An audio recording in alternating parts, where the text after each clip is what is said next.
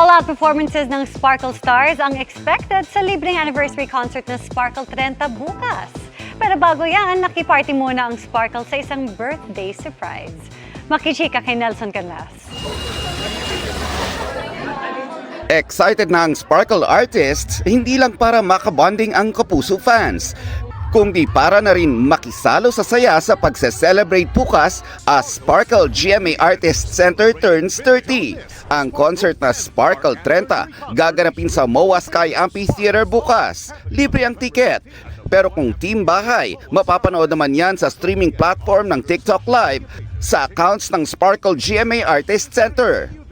Excited din ako na i-celebrate yung milestone ng Sparkle. Of course, 30 years, hindi biro po yun. Bongga tong celebration na to because nga 30th anniversary natin. So marami rin kaming pasabog na ihahanda para sa mga kapuso natin. Excited ako pa sa yung mga kapuso natin. It's time to give back, especially malapit na yung Christmas.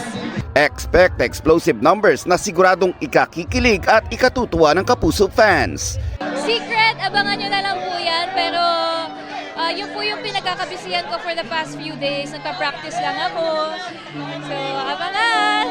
Pero bukod sa kasiyahan, Meron tayong sisimulan na kindness campaign with everything that's happening. Kailangan talaga natin magsimula ng isang very worthwhile cause and we call this Click Kindness. So, abangan na lang. pero bago ang Sparkle 30, napuno ng surprises and happy tears ang surprise birthday celebration para kina GMA Network Senior Vice President Attorney Annette Gozon Valdez at Sparkle First Vice President Joy Marcelo. Sparkle studded ang selebrasyon at naroon sina Alden Richards, Barbie Fortesa at Julian San Jose. Ang wish ni Attorney Annette hindi na para sa sarili kundi para sa mga Sparkle artist. Kailangan i-remind sila na they are role models and they should spread their influence for the good, spread kindness.